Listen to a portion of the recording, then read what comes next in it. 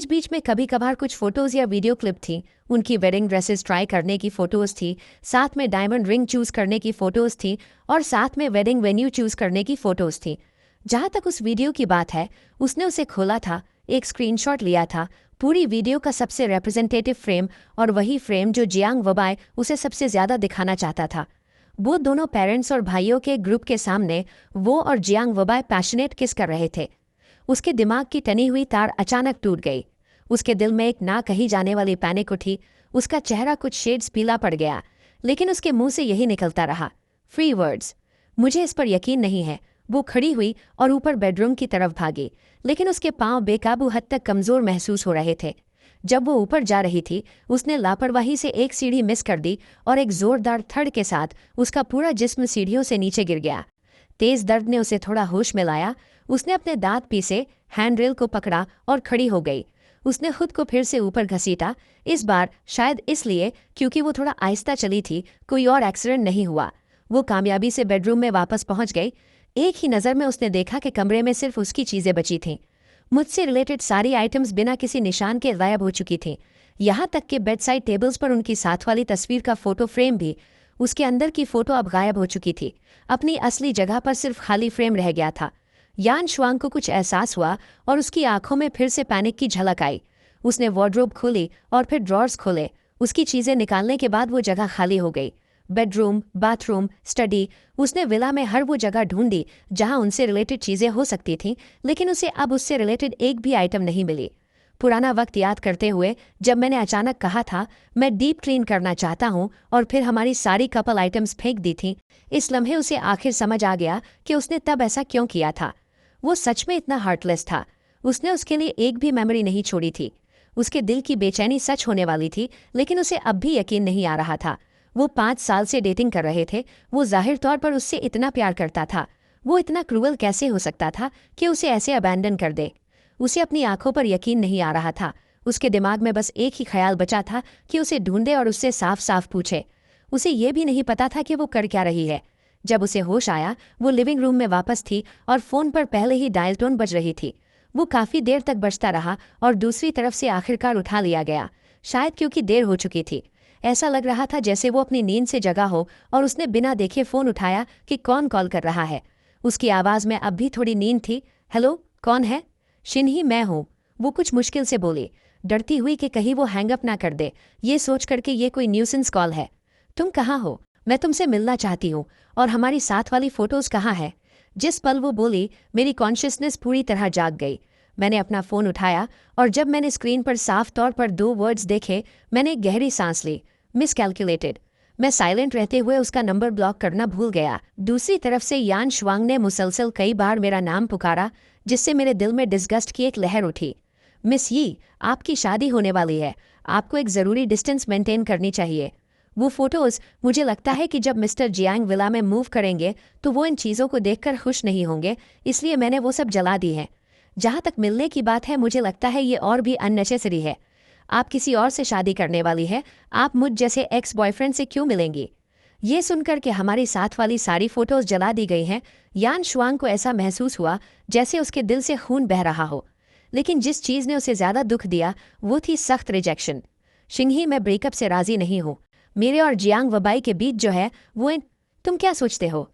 वो शख्स जिससे मैं सच में मोहब्बत करती हूँ सिर्फ तुम हो। तुम मुझे इस तरह कैसे छोड़ सकते हो? उसके जुमले के ख़त्म होने तक मैं उसकी आवाज़ में एक सिसकी सुन सकता था। इसने मुझे एक लम्हे के लिए साइलेंट कर दिया। मैंने उसे मुश्किल से ही कभी रोते देखा था। डेटिंग के 5 सालों में इस बार को छोड़कर मैंने उसे सिर्फ एक बार रोते देखा था। ये तब था जब हम दोनों का साथ कार एक्सीडेंट हुआ था। वो ज़ाहिरी तौर पर ज़्यादा सीरियसली इंजर्ड हुई थी, मगर जब वो जगी और मेरे जिस्म पर अनअवॉइडेबल वूंड्स देखे, वो फिर भी बेइंतहा रोने लगी। बिजनेस वर्ल्ड में उसके डिसाइसिव डिमीनर का कोई निशान तक नहीं दिख रहा था। अगर यही फैमिली का कोई बिजनेस पार्टनर वहां से गुजरता और उसे इस हाल में देखता तो शायद उनका जॉ अस्टॉनिशमेंट में गिर जाता। ये दूसरी बार है। मैंने पहले कभी युएन वांग की मेरे लिए मोहब्बत से इनकार नहीं किया, लेकिन क्योंकि मैंने देखा था कि युएन वांग मुझसे कैसे मोहब्बत करती थी, इसलिए बाद में जब उसने फैमिली प्रेशर का बहाना बनाकर मैरिज अलायंस के लिए जियांग वू से हाँ की, तो मैं सेंसिटिवली परसीव कर सकता था कि उसका दिल भटकने लगा है। शायद वो अब भी मुझसे बहुत मोहब्बत करती थी, लेकिन वो शख्स जिससे वो मोहब्बत करती थी वो सिर्फ मैं नहीं था। इसलिए उसके कंसिडरेशन के बाद मैं पहला शख्स होता जिसे अबैंडन किया जाता, चाहे वो सीक्रेटली मुझे लवर बनाकर रखने का उसका अपना डिसीजन हो या बाद में कार एक्सीडेंट के दौरान जब उसने सबकॉन्शियसली पहले वू को बचाया। उसकी पहली चॉइस बहुत पहले ही मैं नहीं रहा था। तो इस लम्हे उसकी सॉब सुनकर भी, उसका ग्रीफ सुनकर भी मेरे दिल में कोई रिपल महसूस नहीं हुई। यानश्वांग, तुम और मैं बस ब्रेकअप कर रहे हैं। ब्रेकअप के लिए म्यूचुअल कंसेंट की ज़रूरत नहीं होती। इसके अलावा अगर हम अबैंडनमेंट की बात कर रहे हैं तो क्या तुमने पहले हमारे रिलेशनशिप को नहीं छोड़ा था और अब तुम कह रही हो कि मैं तुम्हें अबैंडन कर रहा हूँ? फर्दरमोर, क्योंकि हम इस टॉपिक पर हैं, मैं उम्मीद करता हूँ कि तुम समझ गई हो कि हमारा पहले ही ब्रेकअप हो चुका है। फ्यूचर में मैं उम्मीद करता हूँ कि तुम मेरी लाइफ को मजीद डिस्टर्ब नहीं करोगी। मेरे हर एक लफ्ज़ के साथ यानश्वैंक्स का दिल थोड़ा और दुख रहा था। उसके होंठ कांप रहे थे, उसकी आंखें सौरों से भर गई थीं। जिंगही, उसने अभी मेरा नाम पुकारा था। जब फ़ोन से डिस्कनेक्टेड कॉल की बीप बीप की आवाज़ आई, वो फ्रीज हो गई। वो वापस कॉल करने ही वाली थी, मगर पता चला कि अब कॉल नहीं लग सकती, उसे ब्लॉक कर दिया गया था। यानश्वांग ने मुझसे कांटेक्ट करने के दूसरे तरीके आजमाए, मगर पता चला कि उसके भेजे गए सारे मैसेजेस के साथ एक रेड एक्सक्लेमेशन मार्क आ रहा था। वो सोफा पर गिर गई, डेवस्टेटेड। उसकी नज़र फिर से उन डॉक्यूमेंट्स के स्टैक पर पड़ी। उसने पेपर्स के स्टैक को घूरा। सैडनेस और एंगर दोनों एक साथ उमड़ रहे थे। उसने जोर से पेपर्स के स्टैक को टेबल से स्वीप कर दिया। पेज आफ्टर पेज सरसराहट की आवाज़ के साथ हवा में उड़े और आखिर में टेबल, सोफा और फ्लोर पर बिखर गए। जैंग वू आए। ये सब जैंग वू की फॉल्ट है। अगर उसने ये मैटर जिंगही के सामने ना लाया होता तो वो इतनी अचानक और डिसाइसिवली कैसे छोड़कर जा सकता था? आखिरी पेपर का टुकड़ा उसके सामने गिरा, जिस पर जैंग वू का मुझे भेजा गया आखिरी बोस्टफुल सेंटेंस लिखा था। तो क्या हुआ अगर वो तुमसे मोहब्बत करती है? उसने अभी मुझे किस किया है। बताओ, तुम्हें क्या लगता है कि हम कितनी देर में साथ सोएंगे? उन अल्फाज को घूरते हुए उसकी आंखें भरी थी। काफी देर बाद उसने अचानक एक स्नीयर दी। उसकी स्टैग्नेंट पूल जैसी आंखों में अचानक एक विशियस ग्लिंट आई। जैंग वू आए, मैंने तुम्हें पहले कहा था, वो शख्स जिसे मैं पसंद करती हूँ वो सिर्फ जिंग ही होगा। तुम्हें किसने नर्व दी कि तुम जाकर जिंगही के लिए ट्रबल पैदा करो?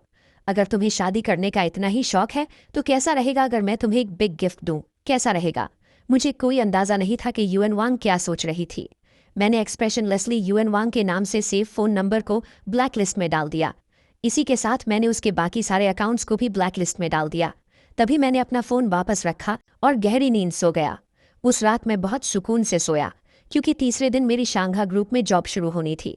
एक ऐसे शख्स के तौर पर जिसे out of the blue appoint किया गया था, मैं बहुत जल्दी उठ गया। मुझे कॉन्फिडेंस था कि मैं अपनी पोजीशन सिक्योर कर लूंगा, लेकिन कम अज़ कम ऑफिस के पहले दिन मैं खुद को गॉसिप का टॉपिक नहीं बनने देना चाहता था। शांघा ग्रुप को गू फैमिली का फैमिली एंटरप्राइज समझा जाता है और इसकी सैकड़ों साल पुरानी हिस्ट्री है। इसका बिजनेस स्कोप बहुत ब्रॉड है। मेरे ऑफिस ज्वाइन करने से पहले ही ये खबर कि शांघा ग्रुप ने एक यंग हैंडसम सीईओ अपॉइंट किया है पूरी हाई सोसाइटी में फैल गई थी। उस वक्त यानश्वांग अपनी बेस्ट फ्रेंड्स के साथ हैन के सबसे बड़े क्लब में ड्रिंक कर रही थी। ये सुनकर कि गू सिंह को पता चल गया है कि वो किसी और से शादी कर रही है, उसने गुस्से में आकर यानश्वांग से ब्रेकअप कर लिया। किसी ने भी इस बात पर कोई तवज्जो नहीं दी। वो बस एक पल के लिए ये एक्सेप्ट नहीं कर सका कि अब से वो तुम्हारे पीछे पीछे सिर्फ बिना किसी प्रॉपर टाइटल के घूम सकता है। इसलिए वो बस नखरे दिखा रहा है और ब्रेकअप मांग रहा है। मैंने सुना है उसने हाल ही में अपनी जॉब भी छोड़ दी है। परेशान मत हो, एक बार जब उसके पास पैसे खत्म हो जाएंगे वो आज नहीं तो कल वापस आ जाएगा, वरना उसके गैम्बलिंग करने वाले बाप और सीरियसली इल माँ का ख्याल कौन रखेगा? सही बात है, मैं उस जैसे कई जिगलोस से मिल चुकी हूँ। क्या वो पहले तुमसे चिपका रहना नहीं चाहता था? अब जब उसका खूबसूरत ख्वाब टूट गया है तो ये नॉर्मल है कि वो इसे एक्सेप्ट नहीं कर पा रहा। ज़्यादा से ज़्यादा तुम्हें बाद में बस उसे थोड़ा कोक्स करना पड़ेगा। उसके स्टेटस के साथ वो भला तुम्हारा हस्बैंड कैसे बन सकता है? वो बस डे ड्रीमिंग कर रहा था। उसे अपने पीछे ऐसे ही आने देना। जो जिंदगी उसके पास है उसके बारे में तो उसने पहले कभी ख्वाब देखने की हिम्मत भी नहीं की होगी। मेरे बारे में ये मजाक उड़ाते हुए अल्फाज बार बार गूंज रहे थे, मेरे कानों में बज रहे थे। ये सब इतना ज़्यादा सुनकर यानश्वांग, जो अपना गम भुलाने के लिए अकेली ड्रिंक कर रही थी, उसे भी ये ग्रेटिंग लगने लगा। उसके एक्सप्रेशन डार्क थे और उसने अपने हाथ में पकड़ा वाइन ग्लास जोर से फेंक दिया। ग्लास टूटने की तेज आवाज़ गूंजी और उसके टुकड़े हर तरफ फैल गए, जिसकी वजह से शोर वाला माहौल थोड़ा शांत हो गया। अचानक उसकी ठंडी और सख्त आवाज़ गूंजी, क्या तुम सब ने काफ़ी कह दिया है? बाकी लोग खाली नज़रों से उसके एक्सप्रेशन को देखते रहे, कोई रिएक्शन नहीं दिया। किसी को समझ नहीं आया कि वो किस बात पर गुस्सा थी। उसकी बातों से ऐसा लग रहा था जैसे वो मुझे डिफेंड कर रही हो, लेकिन ये पहली बार नहीं था कि उन्होंने मेरे बारे में ऐसी बात की थी। उन्होंने तो कई बार उसके सामने ही ये सब कहा था। यवान शुआंग ने पहले कभी कुछ नहीं कहा था। सही है, तो अब उसका क्या मतलब है?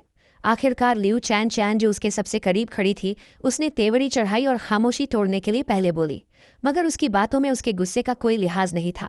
वो बस यही समझ रही थी कि वो उनके शोर करने की शिकायत कर रही है। वो 2 बार हल्का सा हंसी। उसकी नज़र यवान श्वांग की तरफ थी जिसमें मजाक का एक इशारा था। क्या हुआ? क्या सिस्टर श्वांग अब भी नाखुश है? हम जानते हैं कि तुम उसका थोड़ा ख्याल रखती हो, परेशान मत हो। वो तुम जैसी कैश काउ को भला वाकई कैसे छोड़ सकता है? मानो या ना मानो आधे महीने से भी कम वक्त में वो ज़रूर तुम्हें दे देगा। उस वक्त क्या तुम वो नहीं कह पाओगी जो तुम चाहती हो? लेकिन जैसे ही ये अल्फाज उसके मुंह से निकले, उसने लिऊ चैनकिन की तरफ देखा। उसकी आंखें फियर्स थीं, उसकी आवाज़ बर्फ जैसी ठंडी थी। अपोलोजाइज करो। लिऊ चैन हैरान रह गई। उसे समझ नहीं आया कि उसका क्या मतलब है। उसकी आवाज़ फिर से गूंजी, उससे अपोलोजाइज करो। इस पल तक लिऊ चैन को आखिरकार समझ आ गया कि वो असल में तमाशा इसलिए कर रही है क्योंकि वो लोग मुझे नीचा दिखा रहे थे। सिस्टर श्वांग, आप इतना ज़्यादा क्यों भड़क रही हैं? वैसे भी हम गलत नहीं थे। वो एक निहायत गरीब बंदा जो तुमसे चिपका हुआ है, क्या ये पैसों के लिए नहीं है? जब हमने पहले ही ये कहा था तब तो तुमने कोई ऑब्जेक्ट नहीं किया था। लिऊ चैन की बातें सुनकर यवान श्वांग अचानक हैरान रह गई। उसकी आंखों की उदासी खत्म हो गई और आखिर में कन्फ्यूजन में बदल गई। तो उन्होंने पहले भी कई बार ऐसी बातें की थी। तो जब भी पहले ऐसी सिचुएशन आती थी, उसने हमेशा इसे टॉलरेट करने का फैसला किया था। उसने अपनी यादों में तलाश किया, इस बात को रिफ्यूटिंग करने के लिए कोई सबूत ढूंढने की कोशिश की, मगर सिर्फ ये पाया कि वो गलत नहीं थी। ये पहली बार नहीं था कि उन्होंने मुझे इस तरह बिलिटल किया हो, और उसने चाहे मैं वहां ना हूं या वहां मौजूद हूं लेकिन वो फ्रेंच बोल रहे हो, हमेशा एक्वेस करने का रास्ता चुना था। सिर्फ जब उन्होंने मेरे मुंह पर यह कहा तब उन्होंने उन्हें थोड़ा रोका था, मगर उस रोकने को भला कैसे कोई सबूत माना जा सकता है? वो महज एक ना दिल से किया गया दिखावा था जो उसने मेरे सामने किया। जहां तक उसके पहले वाले एक्वेसेंस का सवाल है, वो वही था जो वो असल में सोचती थी। ये सोचकर वो अचानक खामोश हो गई। उसे समझ नहीं आ रहा था कि क्या कहे। वो बस अपने आप को स्टूपर में लाने के लिए एक के बाद एक ग्लास पीती रही, मगर साथ ही यवान श्वांग के दिल में उम्मीद की एक किरण जागी। सही बात है, उसका अब भी एक गैम्बलिंग करने वाला बाप और सीरियसली इल माँ है, और अब वो अनएम्प्लॉयड है। शायद थोड़ी देर में जब वो वाकई उसके पास वापस आ जाएगा, और इस वक्त बाकी लोग उसके साथ मजीद लक पुश नहीं लेना चाहते थे और उन्होंने सब्जेक्ट चेंज कर दिया। हाल ही में शैंग ग्रुप में एक नया अपॉइंटेड सीईओ आया है। क्या तुम लोगों ने कुछ सुना है? मैंने सुना है कि ये गू फैमिली का यंग मास्टर है। पिछले कुछ सालों से उसकी कोई खबर नहीं थी क्योंकि वो बाहर खुद ट्रेन करना चाहता था। वो भी वापस आया है और उन्होंने फौरन शंघाई ग्रुप उसके हवाले कर दिया। वैसे भी गू फैमिली का बेटा सिर्फ यंग मास्टर गू ही है, इसलिए सारे एसेट्स आखिरकार उसी के हाथों में जाएंगे। भले ही उसे out of the blue appoint किया गया हो, उसे शायद बचपन से ही इस पोजीशन को डायरेक्टली संभालने के लिए तैयार किया गया था। तुम लोग बताओ, दोनों का सरनेम गू है तो लोगों के दरमियान गैप इतना बड़ा क्यों है? यीवान श्वांग को इस टॉपिक में कोई दिलचस्पी नहीं थी, इसलिए वो शामिल नहीं हुई। वो बस एक कोने में अकेली बैठी रही। उसके सामने वाइन की खाली बोतलों का ढेर लगता गया।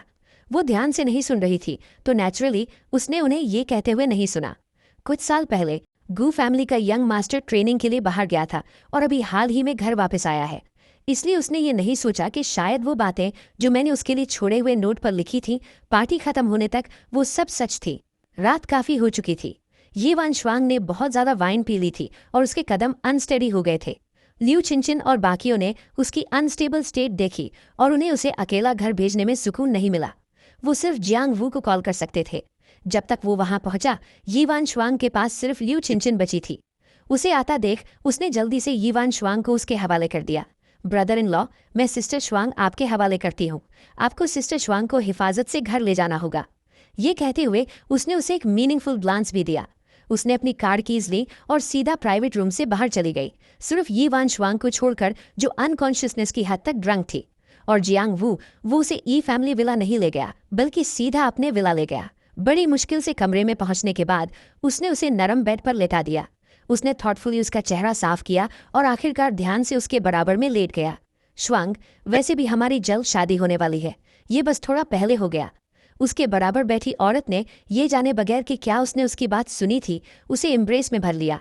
उसका सर उसके कंधे और गर्दन में छुपा था। उसकी गर्म सांसें उसकी गर्दन पर गिर रही थी, जिससे उसका जिस्म अनकंट्रोलेबली ट्रेम्बल करने लगा। कमरे का टेम्परेचर इस एम्बिगुअस एटमॉस्फेयर के साथ बढ़ता हुआ महसूस हो रहा था।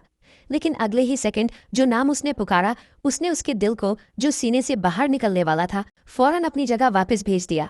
गु शिंगहाई।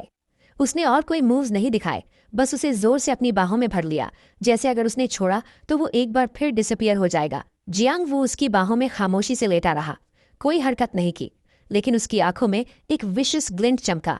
गु शिंगहाई, ये फिर से गु शिंगहाई है। कितना अच्छा होता अगर वो इस दुनिया से ही डिसअपियर हो जाता। अगले दिन यी वान शुआंग नशे की हालत से जागी तो उसे सर में स्प्लिटिंग हेडेक महसूस हुआ। वो मसाज करने के लिए अपना हाथ उठाने ही वाली थी कि अचानक उसे एहसास हुआ कि उसकी बाहों में कोई है। उसने नीचे देखा, लेकिन उसे सिर्फ एक्सक्विजिटली पर्म्ड बालों वाला सर दिखा। इससे पहले कि उसका ब्रेन रिएक्ट करता, नाम उसके मुंह से निकल गया, गु शिंगहाई। लेकिन जैसे ही उसने ये कहा, उसे एहसास हुआ कि कुछ गलत है और उसके दिल में एक बुरा प्रेमोनिशन पैदा हुआ। उसने अपनी बाहों की ताकत इस्तेमाल की और जोर से उस शख्स को पुश कर दिया। जियांग वू, जो गहरी नींद में था, बेड से नीचे गिर गया और जमीन से टकराने की थड की आवाज आई। अब वो पूरी तरह जाग चुका था। जैसे ही उसने ऊपर देखा, उसने यी वान शुआंग को डार्क एक्सप्रेशन के साथ देखा। तुम यहाँ क्यों हो? उसका कोल्ड और इमोशनलेस लहजा सुनकर उसे फौरन बहुत रॉन्ग महसूस हुआ। उसने अपने होंठ भींच लिए, उसकी आंखों में आंसू भर आए। आंसू चमक रहे थे, गिरने ही वाले थे पर गिरे नहीं। वो बहुत पिटीफुल लग रहा था। अगर उसके सामने कोई और होता तो शायद उसे इस हालत में देखकर उसका दिल नर्म हो जाता, या अगर ये मुझसे ब्रेकअप करने से पहले वाली यी वान शुआंग होती तो शायद वो उसके साथ इतनी कूल ना होती। मगर तंज की बात यह थी कि अब उसे देखने वाली यी वान शुआंग वो थी जिसने देखा था कि कैसे उसने मुझे प्रोवोक किया था, जिसकी वजह से मेरा उससे ब्रेकअप हुआ। जियांग वू ने देखा कि वो अब भी अनमूव्ड है और उसके एक्सप्रेशन मजीद डार्क हो गए हैं, तो उसने जल्दी से अपनी ग्रीवेंसेस को दबाया और एक्सप्लेन किया। तुम कल रात ड्रंक थी और तुमने मुझे अपने घर नहीं जाने दिया, इसलिए मेरे पास तुम्हें अपने घर लाने के अलावा कोई चॉइस नहीं थी। ये सुनकर यी वान शुआंग को आखिरकार एहसास हुआ कि उसने पहले ध्यान नहीं दिया था, क्योंकि वो गुस्से में थी कि ये रूम उसका नहीं है। उसका एक्सप्रेशन थोड़ा नर्म हुआ, लेकिन उसकी वेरीनेस जरा भी कम नहीं हुई। फिर तुम मेरे साथ क्यों सो रहे थे? जैसे ही ये अल्फाज बाहर आए, उसने उसके चेहरे पर एक ब्लश देखा। मैं असल में तुम्हें सेटल करने के बाद गेस्ट रूम में जाने वाला था, वो बस तुम मुझे पकड़े रही और छोड़ी नहीं रही थी। उसका हिचकिचाता हुआ अंदाज देखकर उसकी नज़र गहरी हो गई। ये वाज़ेह नहीं था कि उसने उसकी कहानी पर कितना यकीन किया। शियांग वूबाई ने सिर्फ उसे अचानक खड़े होते देखा। उसने कमरे से जाने से पहले उसे एक कोल्ड ग्लांस दी। जियांग वू, अपनी ये पेटी ट्रिक्स बंद करो। हम शादी कर रहे हैं लेकिन सिर्फ इसलिए क्योंकि तुम ओबीडियंट हो और मेरे पेरेंट्स के लिए तुम्हारे साथ डील करना आसान है। अगर अगली बार ऐसा हुआ तो मुझे पर्सन बदलने में कोई मसला नहीं होगा। जियांग वू के एक्सप्रेशन खराब हो गए। उसे जाते हुए देखकर उसने तकरीबन अपने दांत पीस डाले। जूचैंग, गु रेजिडेंस। मैंने अपने फ़ोन पर एक और अननोन नंबर से कॉल आते देखा और पहली बार महसूस किया कि यी वैनुआंग एक डॉग स्किन प्लास्टर की तरह थी जिसे हटाया नहीं जा सकता था। निहायत ही अनोइंग। मैंने उसे कुछ देर पहले ब्लॉक कर दिया था और उसके बाद कुछ वक्त तक खामोशी रही। पता नहीं उसे क्या हो गया है। मैं एक नंबर ब्लॉक करता हूँ और वो बस दूसरा बदल लेती है मुझे कॉल करने के लिए। कॉल काटने और इस नंबर को दोबारा ब्लॉक करने के बाद मुसलसल आने वाली कॉल्स आखिरकार रुक गई। मैंने सुकून का सांस लिया, अपना फ़ोन साइलेंट किया और उसे टेबल पर उल्टा रख दिया। आखिरकार मेरे पास अपने सामने पड़े डॉक्यूमेंट को गौर से देखने का वक्त था। ये प्रोजेक्ट पहला मेजर प्रोजेक्ट था जो मैंने शंघाई आने के बाद लिया था। अगर मैं इस प्रोजेक्ट को कामयाबी से पूरा कर लेता तो मुझे शंघाई की सीनियर मैनेजमेंट में अपनी जगह सिक्योर्ड समझा जाता। उस वक्त मैंने ये प्रोजेक्ट लेने में कोई हिचकिचाहट नहीं दिखाई, मगर उसे एक्सेप्ट करने के बाद मुझे पता चला कि बिडर्स के दरमियान यी वैनुआंग अचानक सामने आ गई है। यी फैमिली की फाउंडेशन हाइको में है, तो उसका अचानक जूचैंग के एक प्रोजेक्ट में इन्वॉल्व होना, क्या ये उसकी वजह से हो सकता है? ये सोचकर मैं एक डिराइसिव हंसी रोक ना सका। क्या यी वैनुआंग को लगता है कि ये किसी तरह का डीपली अफेक्शनेट जेस्चर है? एक तरफ वो एक आदमी के साथ वेडिंग की तैयारी कर रही है, दूसरी तरफ वो खतना होने वाली हद तक दूसरे आदमी के साथ एंटैंगल्ड है। दोनों तरफ इतनी बेशर्मी से खेल रही है और फिर भी मुझसे कहने की हिम्मत रखती है कि वो और जियांग वूबाई वो नहीं है जो मैं सोचता हूँ। मगर अगर वो सच में जियांग वू से प्यार नहीं करती तो क्या हुआ? आखिर में जियांग वू ही मैरिज पार्टनर है। उसने ये राजी होने के बाद खुद चुना। अगर मैं रिचेस्ट मैन का इकलौता बेटा ना भी होता तब भी उसे खुद से ये फैसला नहीं करना चाहिए था कि मुझे अपने ऑफिशियल बॉयफ्रेंड से एक साइड लवर में बदल दे। ये बिडिंग वॉर निहायत फियस थी। सिर्फ शानकाई और यी फैमिली ही पार्टिसिपेट नहीं कर रही थी, बल्कि जूचैंग की आधी से ज़्यादा टॉप फैमिलीज भी ज्वाइन हो गईं। बेशक यी वैनुआंग की तरह दूसरे शहरों के लोग भी कम नहीं थे। क्योंकि लोग बहुत ज़्यादा थे, ऑर्गेनाइजर ने सीधा एक पार्टी रखी जिसमें बिड लक पार्टिसिपेट करने वाली सारी कॉरपोरेशंस को इनवाइट किया गया। जब आंट गो इनविटेशन लाई तो उन्होंने मुझे एक मिस्टीरियस विंक दी। मैंने उनकी मीनिंगफुल नज़र को देखा और सोचा कि शायद मुझसे कोई ज़रूरी इन्फॉर्मेशन छूट गई है। परेशान एक्सप्रेशन के साथ उनकी तरफ देखते हुए, आंटी क्या कुछ और भी है? जैसे ही आंट गू ने ये सुना, उन्होंने मुझ पर एक नज़र डाली। ये देख करके मैं शायद कुछ दिन पहले डिस्कस किए गए मैटर को पूरी तरह भूल गया हूँ। उन्होंने मुझसे क्रिप्टिक होना बंद कर दिया। उन्होंने एक कदम आगे बढ़ाया और मेरे शोल्डर पर जोर से थप्पड़ मारा। ओ मेरे खुदा, क्या मैंने तुम्हें कुछ देर पहले अपनी फ्रेंड की डॉटर से मिलने का नहीं कहा था? वो लड़की हाल ही में निहायत बिजी थी, उसके पास फ्री टाइम नहीं था। क्या कोइंसिडेंस है, वो भी इस बिडिंग इवेंट में जा रही है। तुम दोनों के लिए साथ जाने का ये एक अच्छा चांस है। ये सुनकर के ये एक ब्लाइंड डेट थी, मैं फौरन ही स्पीचलेस हो गया। ऊपर से इस तरह के मीटिंग ओकेजन पर मुझे समझ नहीं आ रहा था कि हंसूं या रोऊं। आंटी, हम दोनों इस बार बिड में जा रहे हैं, तो क्या इससे हम कॉम्पिटिटर्स नहीं बन जाते, जिन कॉम्पिटिटर्स को बिडिंग वेन्यू पर ब्लाइंड डेट पर भेजा जा रहा है? आप वाकई पहली हैं, मैंने उन्हें थम्स अप देते हुए कहा। मगर आंट गू ने बिल्कुल परवाह नहीं की। तो क्या हुआ, तुम बिजनेस में राइवल्स हो, मगर असली जिंदगी में ऐसा होना जरूरी नहीं है। इसके अलावा अगर तुम पहले मिल लो तो हनी ट्रैप का इस्तेमाल करना भी अच्छा है। मैंने पहले ही इधर उधर से पूछ लिया है। हालांकि उस लड़की ने कभी किसी रिलेशनशिप में नहीं रही, उसने एक बार एक बॉय को पसंद किया था। मैंने सुना है वो बिल्कुल तुम्हारे जैसा टाइप है। जब मैंने ये सुना तो मैं स्टन रह गया, और फिर मुझे वो पिछली बार याद आया, ये जानने के बाद कि मैं उस शख्स के साथ काफ़ी वक्त से फ्रेंड्स था, क्योंकि मैंने फ्रेंड रिक्वेस्ट वाला स्टेप स्किप कर दिया था। बाद में मैं चैट करना भी भूल गया। जैसे जैसे वक्त गुजरा, मैं कुदरती तौर पर इस ब्लाइंड डेट के बारे में भूल गया। अब जब अंकु ने मुझे इस तरह याद दिलाया, मुझे आखिरकार वो शख्स याद आ गया। जिस शख्स को वो पसंद करती है वो मेरे टाइप का है, और हम काफ़ी वक्त से फ्रेंड्स हैं। क्या ऐसा हो सकता है कि इस लड़की ने शुरू में मुझे इसी वजह से फ्रेंड बनाया हो? मैंने तेवरी चढ़ाई और मेरा उसके लिए फेवरेबल इंप्रेशन फौरन कुछ पॉइंट्स गिर गया। अब ऐसा लगता है कि वो ऐसी नहीं है जो सच में बॉयफ्रेंड नहीं चाहती, बस कोई ऐसी है जो अपने दिल में बसे शख्स को नहीं छोड़ सकती अगर मैं इस सिचुएशन में इन्वॉल्व हो जाऊं तो। क्या मैं अपनी मर्जी से एक सब्स्टिट्यूट नहीं बन रहा हूँगा? मैंने आंट गू से इस बारे में जिक्र नहीं किया, आखिर उन्हें इस बारे में नहीं पता था। मैंने बस बात टालने के लिए स्माइल किया और इनविटेशन कार्ड ले लिया। जहाँ तक उस मीटिंग की बात थी जो मेरी आंट ने बताई थी, अब मुझे उसमें कोई इंटरेस्ट नहीं रहा था। मुझे बस इसकी उम्मीद नहीं थी। मैंने सोचा मेरी खामोशी एक पोलाइट रिफ्यूज़ल थी, लेकिन आंट गूस की नज़रों में ये एक टैसिट अग्रीमेंट बन गई। बिडिंग के दिन वो बिजली की तरह तेज थी और सीधा एक ड्राइवर को गू फैमिली विला के बाहर खड़ा कर दिया। हेलो मिस्टर जू। एक औरत जो चैनल ड्रेस में थी, उसने मुझे बाहर आते देखा और तेजी से करीब आई, लेकिन मैं बस उसके सामने खड़ा रहा, एक कदम भी आगे नहीं बढ़ाया। मैंने अभी तक तुम्हारा नाम नहीं पूछा, मैंने बेरुखी से कहा। वो दंग रह गई और अपनी आंखें नीचे कर ली ताकि उनमें मौजूद लोनलीनेस को छुपा सके। वो जवाब देने से पहले एक पल के लिए खामोश रही। मेरा सरनेम सॉन्ग रुवन रुवन है। जवाब मिलने के बाद मैंने उसके साथ स्टैंड ऑफ जारी नहीं रखा। जब उसने दोबारा कार में बैठने का इशारा किया, मैं फर्माबरदारी से पैसेंजर सीट पर बैठ गया जब तक कार का दरवाज़ा बंद नहीं हो गया। पता नहीं ये गुस्से की वजह से था या किसी और वजह से, मैंने खामोशी से उससे बात करना बंद कर दी। विंडो से बाहर का सीनरी देखते हुए मैंने खुद को लाशऊरी तौर पर 3 वर्ड्स सॉन्ग रुवन रुवन दोहराते हुए पाया। इस नाम का मुझ पर कोई खास इंप्रेशन नहीं था, बस ये अजीब तौर पर फेमिलियर लग रहा था। मैंने खामोशी से अपना सर घुमाकर उसे देखा और पाया कि वो बस ड्राइविंग पर फोकस कर रही थी। मैं कुछ कहना चाहता था, लेकिन समझ नहीं आ रहा था कि कैसे शुरू करूं। काफ़ी हेजिटेशन के बाद आखिर में मैंने कुछ नहीं कहा। कार तेजी से बैंक्वेट हॉल के सामने रुक गई। सॉन्ग रुवन रुवन और मैं कार से बाहर निकले। मेरा इरादा सीधा अंदर जाने का था, लेकिन थोड़ा फासला आगे चलने के बाद वो अभी भी पीछे खड़ी थी।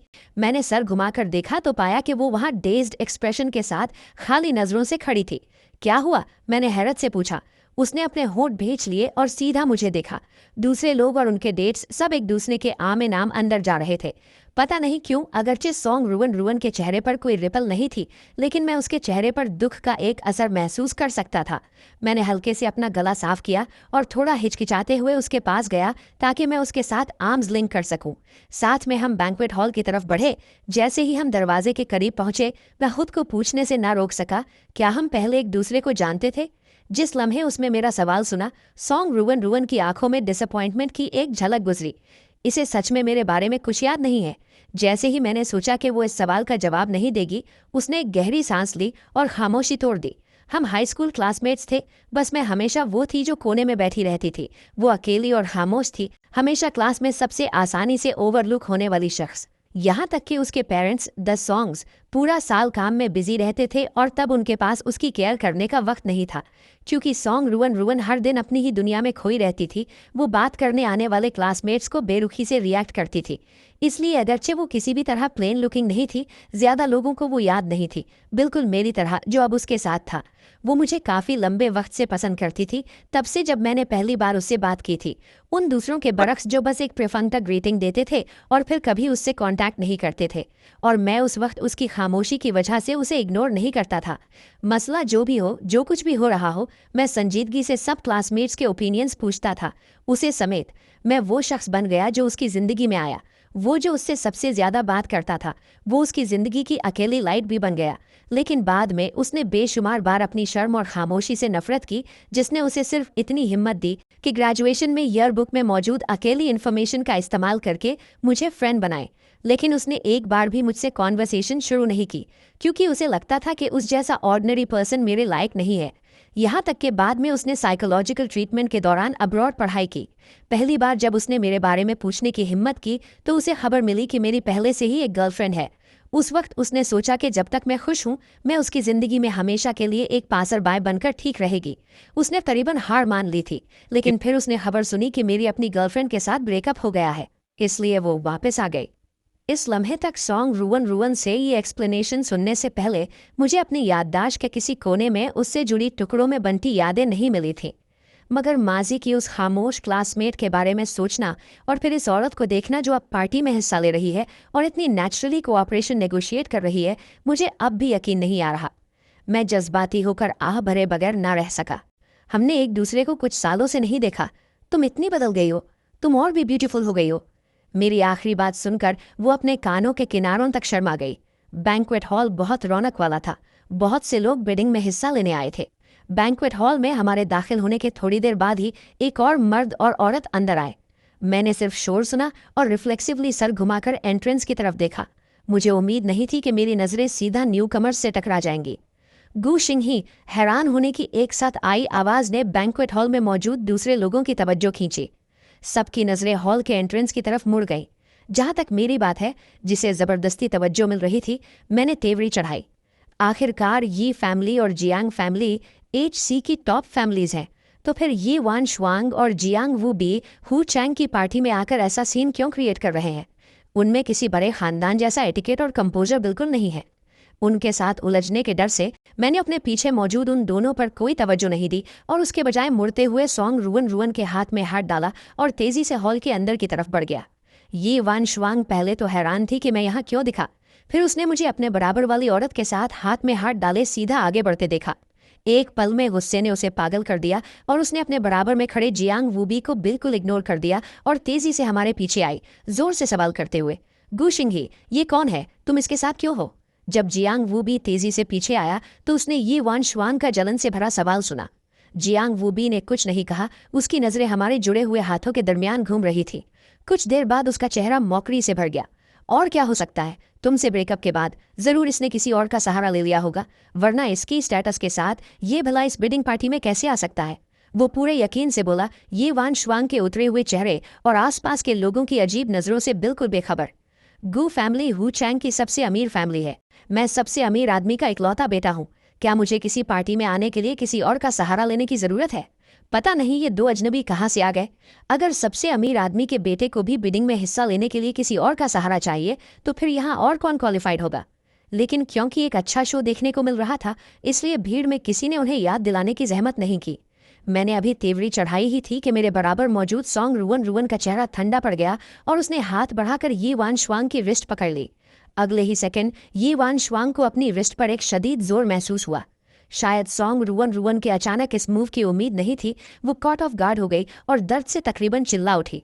ये देखते हुए कि वो अब भी मेरा हाथ छोड़ने से इनकार कर रही थी, सॉन्ग रुवन रुवन की इमोशनलेस आवाज़ गूंजी, लेट गो। उस ठंडी आवाज़ ने ये वान शुआंग को थरथरा दिया। उसने अपने सामने मौजूद आदमी की तरफ देखा और उसके एक्सप्रेशन और भी खराब हो गए। इस लम्हे उसकी एम्बैरेसमेंट देखकर जियांग वूबी को थोड़ा दुख महसूस हुआ। उसने फौरन सॉन्ग रुवन रुवन की नाक की तरफ इशारा किया और उसे डांटा, क्या तुम जानती हो हम कौन है? तुम्हारी हिम्मत कैसे हुई हमारे साथ ऐसा सलूक करने की? यकीन करो या ना करो, मैं ये यकीनी बनाऊंगा कि तुम्हारा गुजारा आसान ना हो।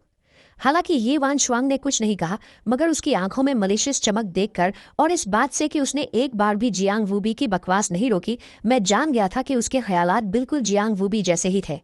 इस मौके पर मैं स्नीयर करते हुए पहले सॉन्ग रुवन रुवन का हाथ थपथपाया और उसे छोड़ने का इशारा किया। अगरचे सॉन्ग रुवन रुवन थोड़ी रिलक्टेंट थी, मगर मुझे सर हिलाते देखकर उसने फर्माबरदारी से छोड़ दिया। हमारा रिएक्शन देखकर यी वान शुआंग के एक्सप्रेशन फाइनली थोड़े बेहतर हुए, यहाँ तक कि जियांग वूबी को लगा कि हम डर गए हैं और हार मान ली है। उसने एक दिखावटी लुक अपनाया और बोलने ही वाला था कि अगले ही सेकंड मैंने अपना पहना हुआ ब्रोच उतारा और बिना हेजिटेशन के उसके हाथ में चुभो दिया। यी वान शुआंग को अब भी यकीन था कि मैं सच में ऐसा करने की हिम्मत नहीं करूंगा। आखिर मैं उससे इतनी मोहब्बत जो करता था, मैं उसे चोट पहुंचाना कैसे बर्दाश्त कर सकता था। ये जरूर उसे डराने के लिए सिर्फ एक ड्रामा होगा। एग्जिंग ही, मुझे पता है। लेकिन उसने अभी बोलना शुरू ही किया था जब ब्रूच उसके हाथ की पुष्ट पर जोर से चुभा, तो उस अचानक होने वाले तेज दर्द ने उसके हाथ की सारी ताकत खत्म कर दी और उसने मुझ पर अपनी पकड़ छोड़ दी। मैंने मौका पाकर पीछे कदम हटाया, जैंग वू के आते हुए पंच से बचा और फिर थप्पड़ की गूंज सुनाई दी, क्योंकि एक थप्पड़ सीधा उसके चेहरे पर, जैंग वू के चेहरे पर लगा। हाथ का एक साफ निशान फौरन उभर आया। उसे अपनी आंखों पर यकीन नहीं आया। उसने कभी सोचा भी नहीं था कि मैं उसे मारने की हिम्मत करूंगा। You Singh he you. उसके शदीद गुस्से के मुकाबले में मेरे एक्सप्रेशन बहुत पुरसुकून थे, जैसे मैंने अभी जैंग वू को थप्पड़ ना मारा हो, बल्कि सिर्फ उन्हें सलाम किया हो। मैंने सॉन्ग रुइन रुआन को एक टिश्यू दिया, फिर इत्मीनान से एक और लिया और अपनी कलाई साफ की। जिस तरह से मैंने उसे देखा वो हिकारत भरा और कुछ हद तक मजाकिया भी था। क्या उसे कोई अहम शख्स होना चाहिए? मेरे लबों पर मौजूद मुस्कुराहट ने यी वान शुआंग की आंखें गुस्से से लाल कर दी, लेकिन उसका सारा गुस्सा मेरे अगले अल्फाज की वजह से आहिस्ता आहिस्ता ठंडा पड़ गया। दो बेवकूफ़ जो ये जाने बगैर ऑक्शन में आ गए कि उनका राइवल कौन है। बिडिंग राइवल यी वान शुआंग और जैंग वुए बी ने उन डॉक्यूमेंट्स को याद किया जो उन्हें मिले थे, अपने सामने खड़े शख्स को गौर से देखा और आखिरकार सॉन्ग रुइन रुआन का ताल्लुक उन डॉक्यूमेंट्स वाली लड़की से जोड़ लिया, सॉन्ग फैमिली की दूसरी बेटी, वो क्लैन जो सिर्फ अमीर तरीन गुई चेंग के बाद आता है।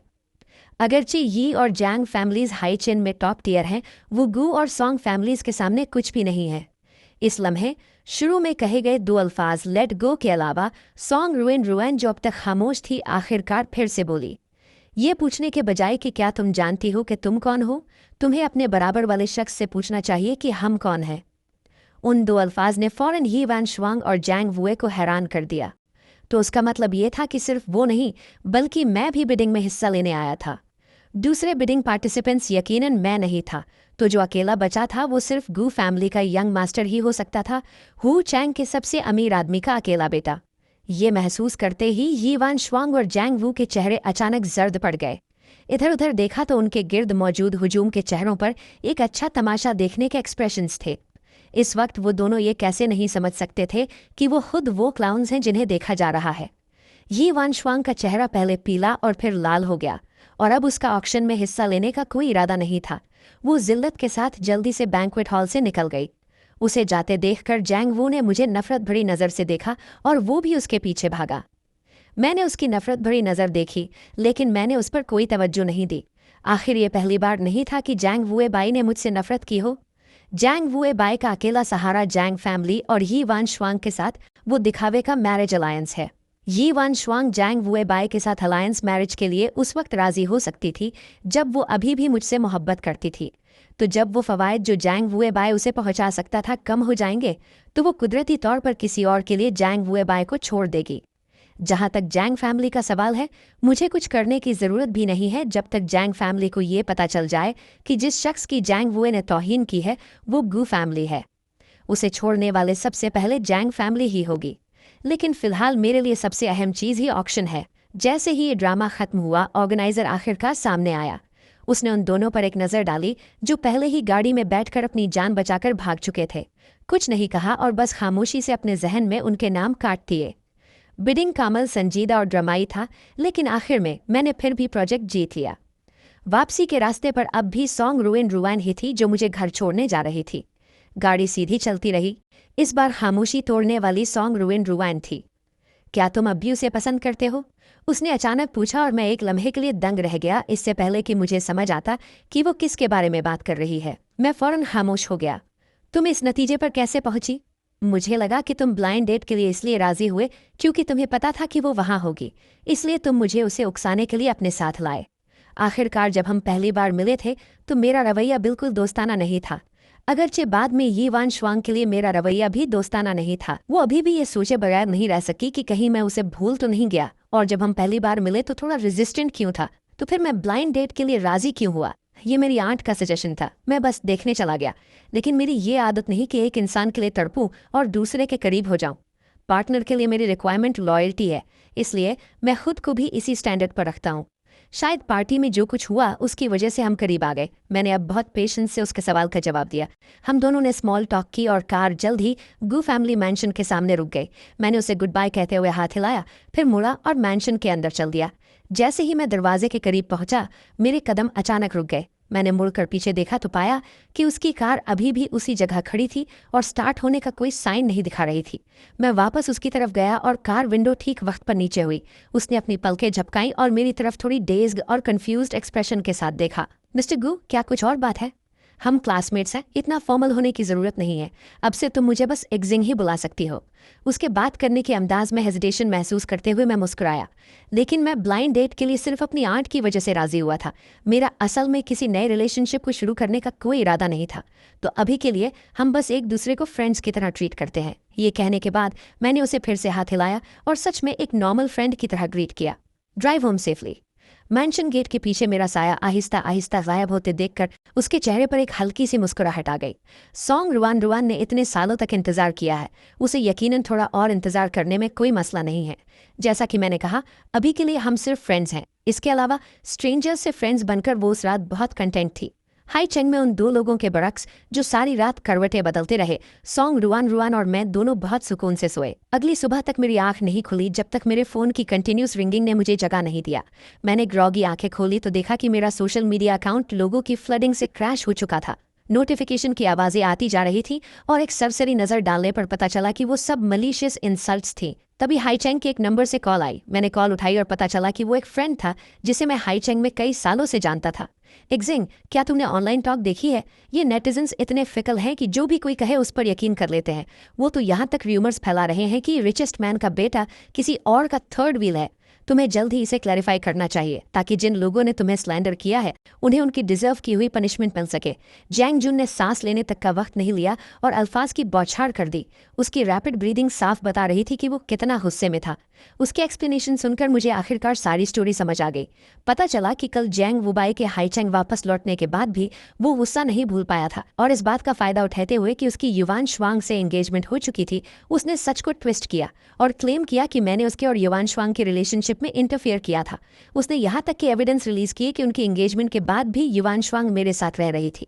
पहले तो नेटिजन्स को यकीन नहीं आया कि रिचेस्ट मैन का बेटा किसी और के रिलेशनशिप में इंटरफेयर करेगा, लेकिन जैंग वू ने एविडेंस रिलीज किए और यहाँ तक कि युवान श्वांग के क्लोज फ्रेंड्स के ग्रुप ने भी टेस्टिफाई किया कि मैं ही था जिसने इंटरफेयर किया था। इसलिए जिन नेटिजन्स को रात के बीच में इस बिग गॉसिप का पता चला, उन्होंने इसे सच मान लिया। वो सीधा मेरे सोशल मीडिया अकाउंट पर गए और फ्रैंटिक अटैक शुरू कर दिया।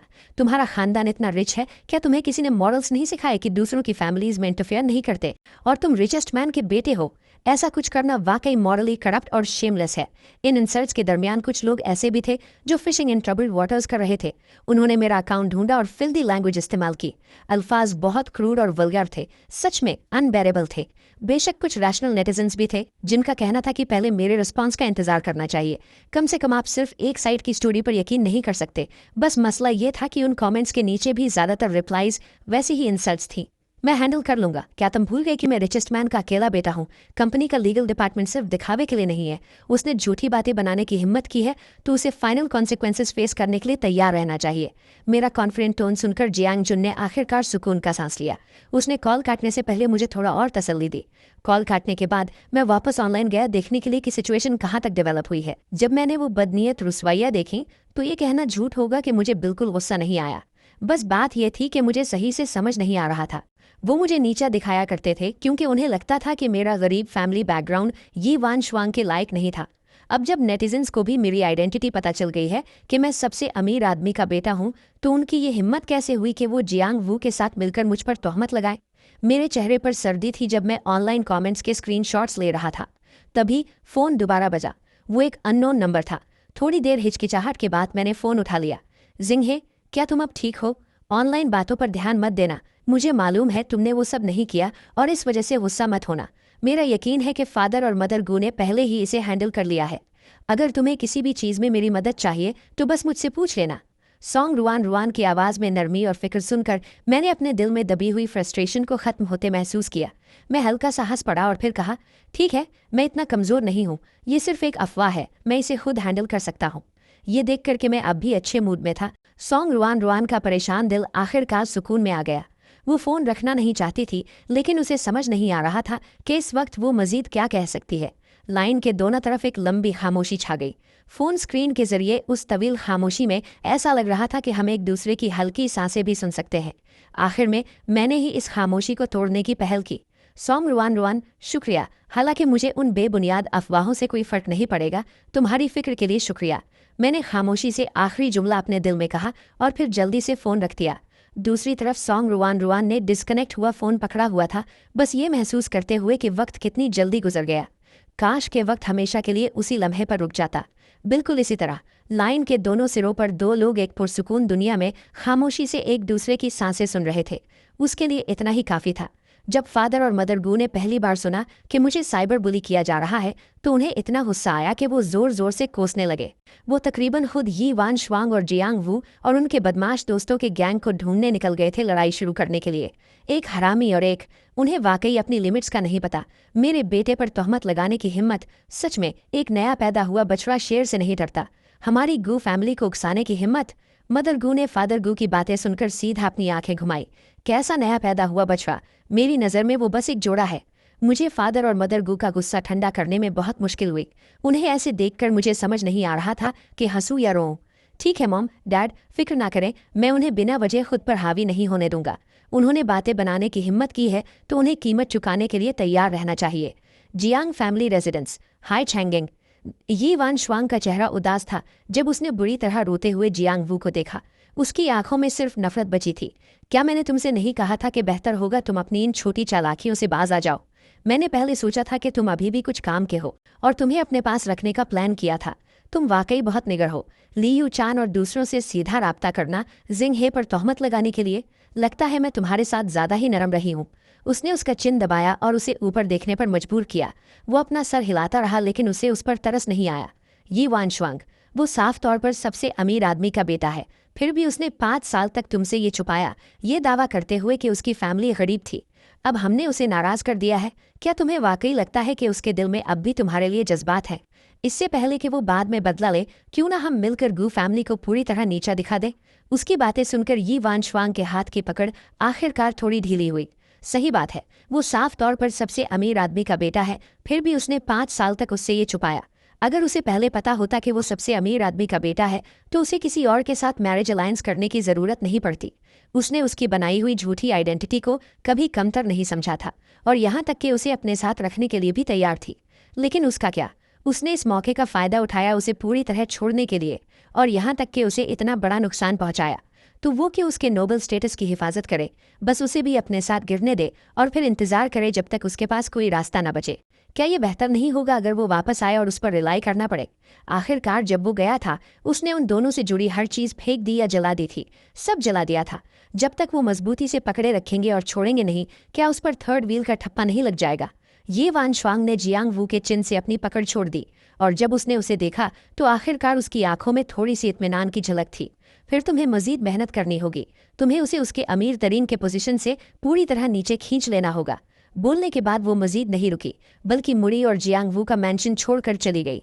कार इंजन की गरज दूर होती गई और जियांग वू की आंखों में नफरत गहरी हो गई। जो उसने किया वो कोई जज्बाती काम नहीं था। इस बार हुआ सांग से वापस आने के बाद से, ये जानते हुए कि उसने बिड खराब कर दी थी और सबसे अमीर आदमी के बेटे को भी नाराज़ कर दिया था, जियांग फैमिली ने फैसलाकुन तरीके से जियांग वू को छोड़ दिया। वो असल में यी वान श्वांग के साथ शादी पर रिलाई करना चाहता था ताकि जियान फैमिली में अपनी पोजीशन महफूज कर सके। लेकिन जैसे ही उसने इसका जिक्र किया, फादर और मदर जियांग ने उसके चेहरे पर थप्पड़ मार दिया। तुम अभी भी यी वान श्वांग से शादी का जिक्र करने की हिम्मत करते हो? वो आज ही वापस आई थी हमसे मिलने और एंगेजमेंट खत्म करने के लिए। तुम एक औरत को भी संभाल नहीं सकते। तुम खुद ही बताओ, आखिर तुम्हारा काम क्या है? तभी जांग वूबी को एहसास हुआ कि उसे सब ने अबैंडन कर दिया है। मगर क्यों गुग? तुम्हारी वजह से मुझे जियांग फैमिली ने अबैंडन कर दिया और युआन शुआंग ने मुझसे नफरत की। किस बुनियाद पर तुम अब भी अपनी ऊंची कुर्सी से मुझे हकीर समझते हो? उसने अपनी सारी रिजेंटमेंट मुझ पर निकाल दी। लियू चियन चियन और युआन शुआंग को साथ घसीटते हुए, एक गैम्बल खेलते हुए, एक आखिरी स्ट्रगल की उम्मीद में। वो सब नाइवली ये समझते थे कि जब तक वो मेरा और युआन शुआंग का पास्ट मिटा देंगे, तो अगर मैंने हमारी मोहब्बत के 5 साल के एविडेंस पेश भी किए तो वो पब्लिक ओपिनियन को गुमराह करने के लिए उससे भी पुराने एविडेंस फॉर्ज कर सकते थे। जब तक मैंने सीधा 2 सर्वेलेंस वीडियो क्लिप्स और वो चैट हिस्ट्री रिलीज नहीं कर दी जो जांग वुबाई ने उस वक्त मुझे प्रोवोक करने के लिए भेजी थी। वीडियो 1 महीना पुरानी कॉन्वर्सेशन थी जब उन्होंने मेरे सामने ही किसी फॉरेन लैंग्वेज में बात की थी। अगरचे कैमरा में लोगों की आवाज़ें थोड़ी डिस्टॉर्टेड थी, मगर उनकी बातों का मतलब फिर भी बिल्कुल क्लियरली कन्वे हो रहा था। युआन शुआंग ने मेरी पीठ पीछे किसी और से एंगेजमेंट कर ली थी और यहाँ तक कि लव के नाम पर मुझे अपने पास एक लवर के तौर पर रखने का प्लान बनाया था। रेस्टरूम के बाहर जांग वुबाई का मुझसे कन्फ्रंट करने का एक और सर्विलेंस वीडियो था। वीडियो में तुम क्लियरली सुन सकते हो जब मैंने कहा कि मैं और युआन शुआंग 5 साल से डेटिंग कर रहे थे। तो अगर हम बात करें कि थर्ड व्हील कौन था, तो वो जांग वुबाई ही था। वो हेल्पलेसली गुस्सा होने के अलावा इस बात को रिफ्यूट नहीं कर सका। अगर मैं वाकई थर्ड व्हील होता तो जांग वुबाई की पर्सनालिटी जैसी है, वो उसे उसी वक्त रिफ्यूट कर देता। प्लस जो बातें उसने बाद में आकर कहीं ऑफिशियल बॉयफ्रेंड के सामने शो ऑफ करते हुए, तुम उसे कैसे भी देखो वो ऐसी बात नहीं लगती जो रॉन्ग्ड पार्टी कहेगी। इसके बजाय ये उस लॉजिक की तरह है कि जिससे लव नहीं किया जाता वही थर्ड व्हील होता है। रियलिटी में वो खुद जानता था कि वही इंट्रूड करने वाला था, इसीलिए उसने ऐसी बातें कही। टेबल्स फौरन पलट गईं। नेटिजन्स ने पहले जितना बुरा मुझे कर्ज किया था, अब बैकलैश भी उतना ही स्ट्रांग था। युआन शुआंग और जांग वुबाई को भी उतनी ही बुरी तरह कर्ज किया जा रहा था। जब सेल्फ प्रोक्लेम्ड जस्टिस के मुहाफिज युआन शुआंग और जांग वुबाई के वेबो पर टूट पड़े उन्हें वाइडली कर्ज करने के लिए, मैंने सीधा उन नेटिजन्स पर लॉ सूट फाइल कर दिया जिन्होंने मुझे कमेंट्स में मुझे कर्ज किया था और बहुत से लाइक्स लिए थे। उनके साथ उन पर भी जिन्होंने मुझे स्लैंडर करने का मौका ढूंढा था, और साथ ही जांग वुबाई और युआन शुआंग के फ्रेंड्स ग्रुप पर भी।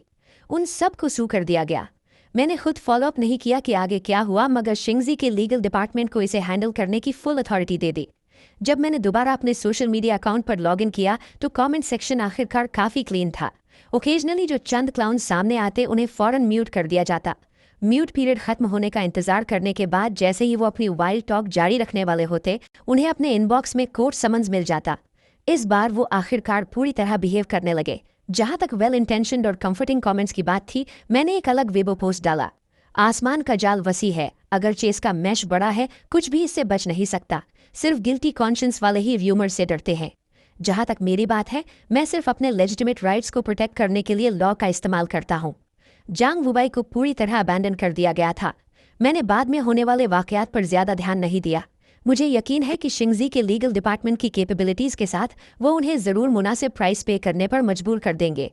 बस जब मैंने सुना कि जिस दिन जांग वुबाई को कोर्ट ले जाया गया उसे डिफेंड करने के लिए एक भी लॉयर नहीं मिला, तो मुझे थोड़ा इमोशनल फील हुआ। एक्चुअली अगर जांग वुबाई मेरे सामने डेथ सीक ना करता तो वो युआन शुआंग के साथ एक सुपरफिशियल पीस बरकरार रख सकता था, एक टिपिकल वेल्दी कपल की तरह जो अरेंज मैरिज में होते हैं। मगर उसे नहीं पता था कि कब रुकना है।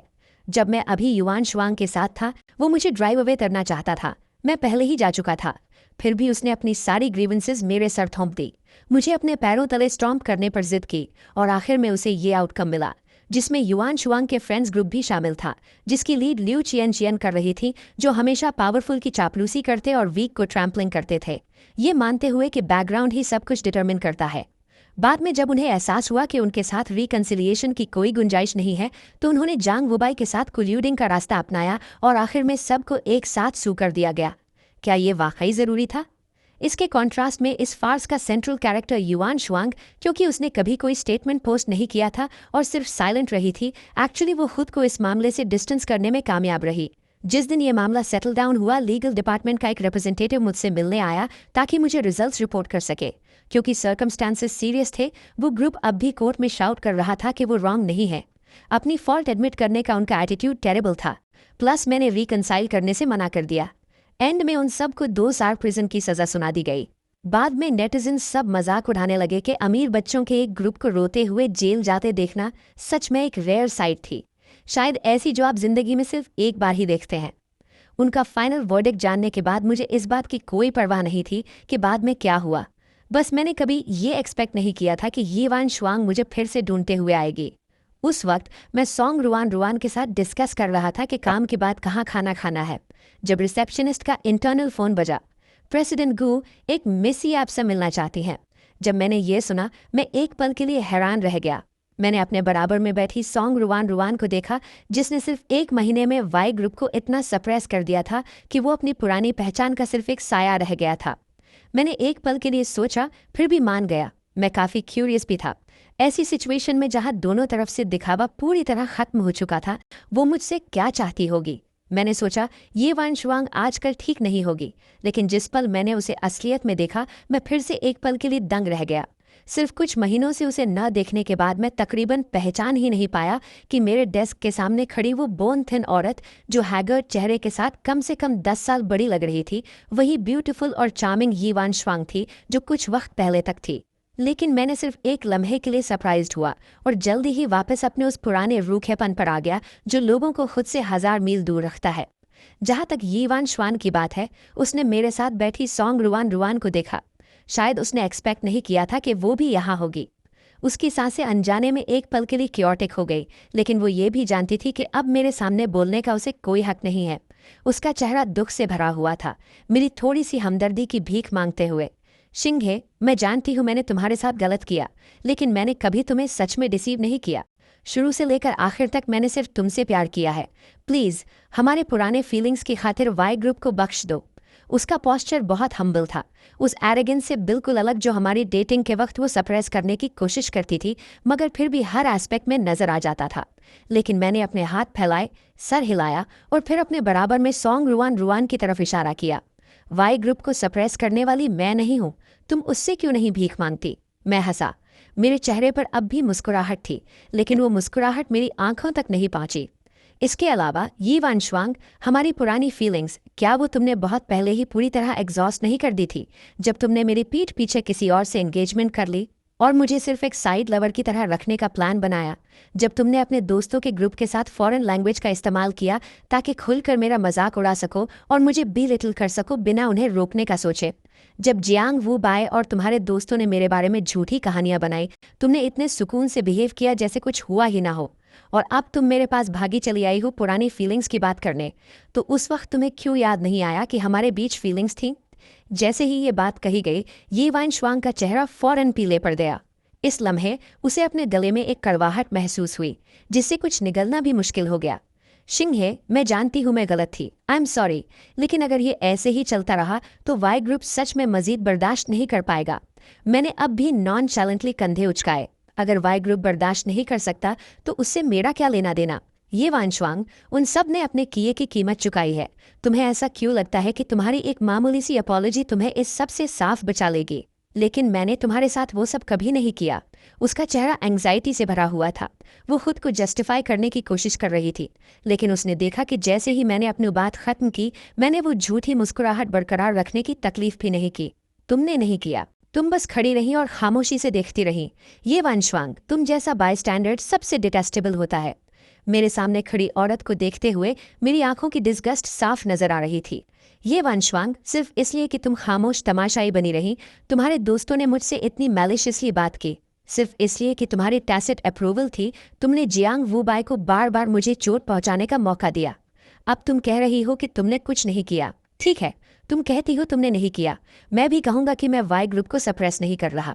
वाई ग्रुप का मामला, मैं मदद नहीं कर सकता। बात खत्म करके मैंने अपनी आवाज़ ऊंची की, हमारी गेस्ट को बाहर छोड़ाओ। जवाब में ऑफिस का दरवाज़ा खुला। उनके चेहरे पर एक मुनासिब मुस्कुराहट थी। इस तरफ प्लीज़, प्रेसिडेंट। ये वो अब भी कुछ कहना चाहती थी, लेकिन मैंने पहले ही सॉन्ग रुआन रुआन का हाथ पकड़ा और उसके बराबर से सीधा दरवाजे से बाहर निकल गया। आखिरकार मैं प्रेसिडेंट हूँ, किसी को बुरा नहीं लगेगा अगर मैं कभी कभी थोड़ी देर के लिए काम स्किप कर दूँ। जहाँ तक ऑफिस में मौजूद शख्स की बात है, कोई उसे बाहर देख रहा होगा तो कोई मसला नहीं होगा। तो हमें क्या खाना चाहिए? वेस्टर्न फूड या घर का बना खाना? मैंने काफ़ी वक्त से नहीं खाया, मुझे थोड़ी घर के बने खाने की क्रेविंग हो रही है, तो घर का बना खाना ही सही फिर। ये तुम्हारी बात मानेगा? सॉन्ग रुआन रुआन की आंखें सिमट गईं, जो उसके उस शर्मीले और इंट्रोवर्टेड अंदाज से बिल्कुल अलग थीं जब हम पहली बार मिले थे। उसने अपना सर मोड़ा और मुझ पर एक आईब्रो उठाई। तुम मेरी इतनी बात क्यों मानते हो? मैं अचानक चलते हुए रुक गया। जब मैंने उसे देखा तो उसकी निहायत सोलम नज़र ने मेरे दिल की धड़कन रोक दी। जैसे ही मैं टॉपिक बदलने और आगे बढ़ने वाला था, पीछे से उसकी आवाज़ आई, क्योंकि शिंग ही, मैं तुम्हें पसंद करती हूँ। उसका कन्फेशन थोड़ा अचानक था, मगर फिर भी मेरी एक्सपेक्टेशंस के मुताबिक था। मैं वहीं रुक गया। जब मैं उसे देखने के लिए पीछे मुड़ा तो मैं एक आह भरे बिना ना रह सका। लेकिन मैं जानती हूँ कि तुमने कहा है कि तुम अभी कोई नया रिलेशनशिप एक्सेप्ट नहीं करना चाहते। तो जब तुम किसी को एक्सेप्ट करना चाहो, तो क्या मैं पहली हो सकती हूँ? उसकी आंखें मिल्की वे की तरह चमक रही थी। मैंने उसकी आंखों की चमकती रोशनी को देखा और ना कहने की हिम्मत नहीं कर सका। मैंने अपने होठ भींच लिए और एक हल्की सी स्माइल दी। क्योंकि तुम इतनी सिंसियर हो तो मैं रिलेक्टेंटली मान जाता हूँ। उसने भी स्माइल के साथ जवाब दिया, मेरे अल्फाज में रिलेक्टेंटली लफ्ज़ को इग्नोर करते हुए और अपने दिल की सुनते हुए मुझे गले लगा लिया। सॉन्ग रुआन रुआन ने काफ़ी अकेलेपन वाले विंटर्स और समर्स का इंतज़ार किया था। उसे पक्का यकीन था कि अगले सीजन्स के साइकिल में अकेलापन अब उसका साथ नहीं देगा।